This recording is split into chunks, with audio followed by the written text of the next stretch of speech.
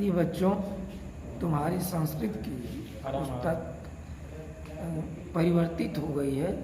उस परिवर्तित में वर्तमान में जो पुस्तक लगी हुई है ये कक्षा 8 की पुस्तक है। कक्षा 8 7 6 पुस्तक का तो नाम यही है, सुश्रुति तृतीय कणिका। 7 में सुश्रुति द्वितीय कणिका और 6 में सुश्रुति प्रथम कणिका। तृतीय कणिका का मतलब तीसरी भाग या तीसरा भाग है। तो मैं आज कक्षा 8 का सुश्रुति का कुछ पाठ और परीक्षा संबंधित जो आने वाला है उसको मैं रेफरेंस दे रहा हूँ। उसमें आपको याद भी करना है और इस किताब को आप प्राप्त कर लें। बाजार में किताब उपलब्ध हो गई है। इसी के आधार पर आपका परीक्षा संपन्न किया जाएगा। अब इस किताब में सबसे पहले जो परीक्षा में आने वाला है, इसमें का कम से कम 2 श्लोक परीक्षा में आएगा जो आपको याद रहना चाहिए। ये मंगलाचरण है, ये पाठ नहीं है। और इसको मैं पढ़ दे रहा हूँ, ये उच्चारण कर दे रहा हूँ और उच्चारण के साथ साथ आपको लिखने का अभ्यास करना है। प्रतिदिन इसे जब तक याद नहीं होता है एक बार अपनी जो संस्कृत की बुक बनाएंगे उसमें लिखेंगे और लिख करके अभिभावक से साइन कराएंगे। देखिए, मंगलाचरणम लौकिकम, यहाँ पर भगवान विष्णु की प्रार्थना की गई है। मंगलम भगवान विष्णु मंगलम गणुध्वज मंगलम पुंडरीकाक्ष मंगलायतनु हरि। ये वैदिकम है, ये वैदिक मंत्र है। इसको भी मैं पढ़ दे रहा हूँ और आपको याद करना है। ओम स्वस्ति नः इंद्रो विद्रदस्रवा स्वस्ति नः पूषा विश्ववेदा स्वस्ति नास्ते अक्षयो अरिष्टनेमि स्वस्ति नो बृहस्पतिर्दधातु भद्रं कर्णेभिः शृणुयाम देवा भद्रं पश्ये मोक्षभिर्यजत्रा स्थैर्यंगे अस्तुष्टां गंगो स्वस्तिनं विभ्यसेमयि देवहितं यदायुः अस्तो मा सद्गमय तमसो मा ज्योतिर्गमय मृत्यो मृत्यगमय। ये शांति मंत्र है जिसको आप प्रार्थना में कहते हैं। इसमें एक ये निशान दिख रहा है, इसको गोंग पर बोलते हैं। आपकी किताब में पीछे दिया गया है, इस निशान को गोंग बोलते हैं। इस लाइन में भी ऐसा निशान है। ओम देहु शांति अंतरिक्ष गों शांति पृथ्वी शांति आप शांति औषधय शांति वनस्पतय शांति विश्वे देवा शांति ब्रह्म शांति सर्वगुण शांति शांतिरेव शांति शामां शांतिरेव। इस प्रार्थना में पूरी तरह से प्रकृति का वर्णन भगवान का ऊपर इस श्लोक में वर्णन किया गया है। इसमें प्रकृति का वर्णन किया गया है। प्रकृति में जो चीज़ें हैं, जो देवताएं हैं, वह सारी चीज़ें हमारे लिए कल्याणकारी बने, यह कामना की गई है। इसका अर्थ भी मैं बता दूंगा, लेकिन सबसे पहले इसे आप पहले याद कर डालें और उसके बाद अर्थ बताएंगे। अब यहाँ कुछ कठिन शब्दों का अर्थ दिया गया है, इससे देख लेंगे और अर्थ से जरूरी याद करना है। अब हम प्रथम पाठ गुरु भक्त आरुणि इसको बताने जा रहे हैं। आप इसको ध्यान से सुनिए, लाइन लाइन हम पढ़ते हुए अर्थ कहते हुए जाएंगे। गुरु भक्त आरुणि, गुरु का भक्त आरुणि। आरुणि एक बालक है, आश्रम में रहता है, शिक्षार्थी है और यह गुरु भक्त है। यह गुरु भक्ति में अमर है। इसका नाम आज भी बड़े सम्मान के साथ लिया जाता है। अब ये कहानी नहीं, सच्चाई है जो सामने आपको बताई जा रही, इसे ध्यान से सुने। प्राचीन काले महर्षे अयोध धौम्यस्य आश्रम गंगा समीपे आसीत्। प्राचीन काल में ऋषि अयोध धौम्य का आश्रम गंगा के समीप था। समग्र आश्रमे महर्षि वाणी एवं गुंजती समा। संपूर्ण आश्रम में महर्षि की वाणी गुंजिता प्रस्फुटित होती थी। महर्षि धौम्य प्रातः काले ब्रह्म मुहूर्त उत्थाय।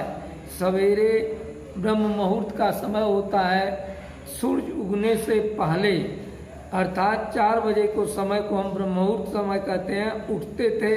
गंगा स्नान कृत्वा, गंगा स्नान करने के लिए कृत्वा माने जाते थे। यावत प्रत्यागच्छन्, जब तक वह वापस लौट के आते थे। सम तावत, तावत माने तब तक, और प्रत्यागच्छत लौट करके।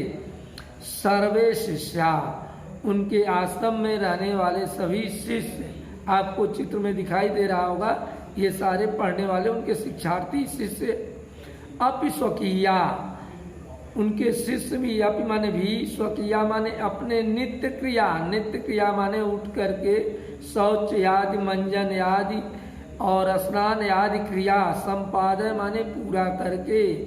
पुष्पवचम, पुष्पचयम माने होता है फूल को संग्रह करके, कृत्वा माने करके, गुरु प्रणम, गुरु के सामने उपस्थित होते थे, भवंत होते थे। पवित्र यज्ञ, पवित्र यज्ञ पूजा आदि धूम्र धूप सुगंधितो आश्रम, इसके कारण वह पूरा आश्रम सुगंधित हो जाता था। आश्रमे सर्वत्र उद्यानम आसीत्, आश्रम में सर्वत्र माने चारों तरफ, उद्यान माने बगीचे थे, अर्थात बगीचे के बीच में यह आश्रम था। उद्यानस्य पुरतः उच्चतेषु अनेक शिष्या निवसन्ति। अब उद्यानस्य पुरतः, उद्यान के परितः या पुरतः माने चारों तरफ, उच्चतेषु माने होता है कुटियाँ, जिसे आप पर्णकुटी कहते हैं, लेकिन यहाँ पर्णकुटी से अर्थ नहीं है। उच्चतेषु माने कुटी या आश्रम की रहने की व्यवस्था। अनेक शिष्या निवसन्ति, क्योंकि वह जब पढ़ते थे तो वह उस समय वहीं रहते थे, उनके रहने के लिए अनेक कक्ष बने हुए थे या उसमें निवास करते थे। तेष, उन शिष्यों में, तेष का अर्थ है उन सब में, सर्वोत्कृष्ट गुरु भक्त संपन्न, सबसे उत्कृष्ट माने अच्छा, गुरु भक्त संपन्न, गुरु भक्त संपन्न था। अत्यंतम शिष्य, उनका सबसे नजदीकी प्रिय शिष्य आरुणि आसीत्, आरुणि था, उसका नाम आरुणि था। एकदा सायंकाले अकस्मात् गंभीर मेघम ध्वनम अभवत्। एक दिन सायंकाल, अकस्मात माने एकाएक, जैसे इस समय आप मौसम देख रहे हो वैसे ही मौसम था उस समय। गंभीर मेघ, गंभीर माने अत्यधिक, मेघ माने बादल, ध्वनि अभवत, बादल गर्जना करने लगे। अभवत माने हुआ या करने लगे। यम श्रुता, यह सुन करके मयूरा कूजितवंत, मोर वनों में नाचने लगे। मयूर के बारे में ऐसा कहा जाता है और जाना भी जाता है और देखा भी गया है कि जब बादल घेर करके उमड़ घुमड़ करके गर्जना करते हैं तो उस समय मयूर अत्यंत प्रसन्न होकर के बोलते और नाचते हैं। तो यह श्रुता, बादल की गर्जना को सुन करके मोर कुजितवंत, बोलने लगे। पश्यन पश्यन एवं महावृष्टि समारंभ जाता, देखते देखते, पश्यन माने देखते देखते, महावृष्टि बहुत बड़ा जलराश, महान तेज वर्षा, सम्राप्त समारंभता आरंभ हो गई, जाता माने हो गई। तथा नाति दूरे, तथा ना अति दूर नहीं, एवं गुरुओ क्षेत्रम आसीत्, गुरु का क्षेत्र आसीत् था। खेत, क्षेत्रम से अर्थ यहाँ है खेत से मतलब है। कृषि भूमि से मतलब है। आसीत माने था। यत्र धान्यम रोपिता, वहाँ पर धान की फसल रोपी गई थी। एवं महत वृष्टि दृष्टा, बड़ी अधिक वृष्टि को देख करके, दृष्टा माने देख करके, गुरु अचिंतयत, गुरु सोचा, यत जलाधिकेन, अगर बहुत अधिक जल हुआ तो बंधा माने होता है यहाँ मेड़ या बांधा गया चारों तरफ क्षेत्र, खेत की जो बंधन है, अस्तमेव नश्यति, निश्चित रूप से टूट जाएगा, पानी वह रोक नहीं पाएगा क्योंकि बारिश तेज हो रही है। तो नष्टे बंधे, नष्ट न हो बंध, जल प्रवाहेण, जल के प्रवाह को मृदा अपरदन भविष्यत, अगर जल तेजी से मेड़ टूट गई बहने लगा तो मृदा अपरदन माने भूमि की ऊपरी परत कट करके उपजाऊ मिट्टी बह सकती है।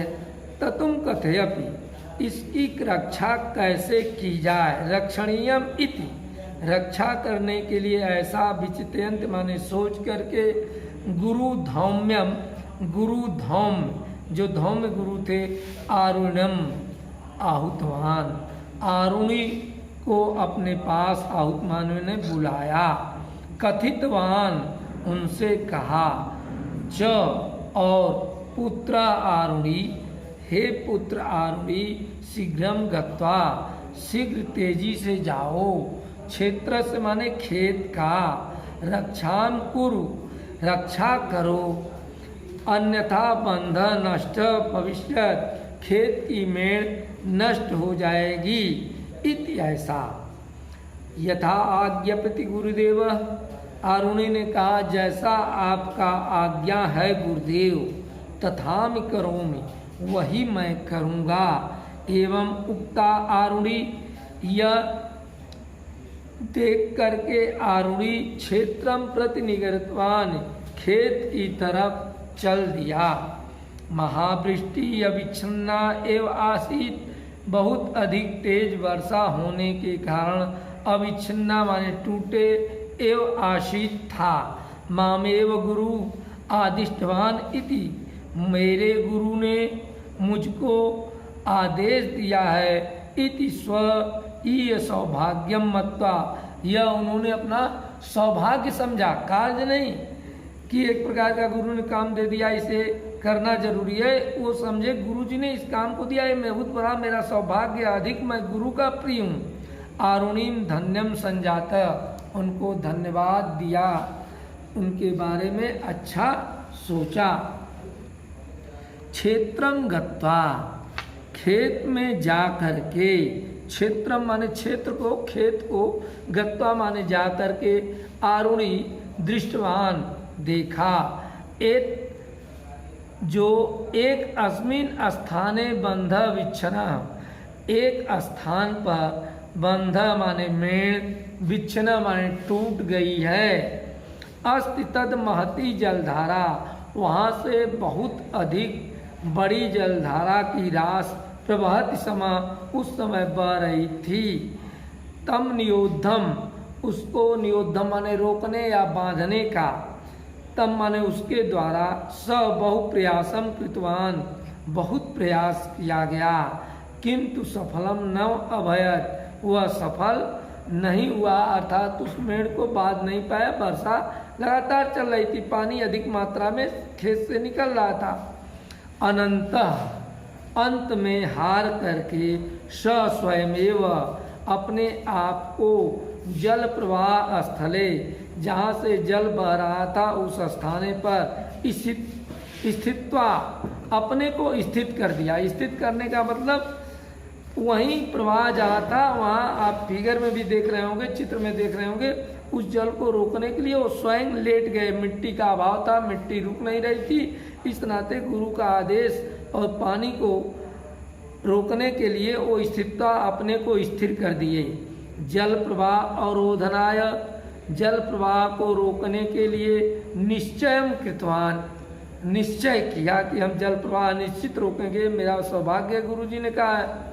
तथा कथे, इसको करने के लिए सति जल प्रवाहस्तु और उद्धम, जल प्रवाह को अवरुद्ध जातः परंतु राति पर्यंतम, वह सत में सोने के बाद वहीं रात भर रह गए, परंतु रात पर्यंतम तथैव, रात भर तथैव माने उसी स्थान पर जल प्रवाहे स्थित, जल पानी को रोकने के लिए मेढ़ के स्थान पर स्वयं बने रहे।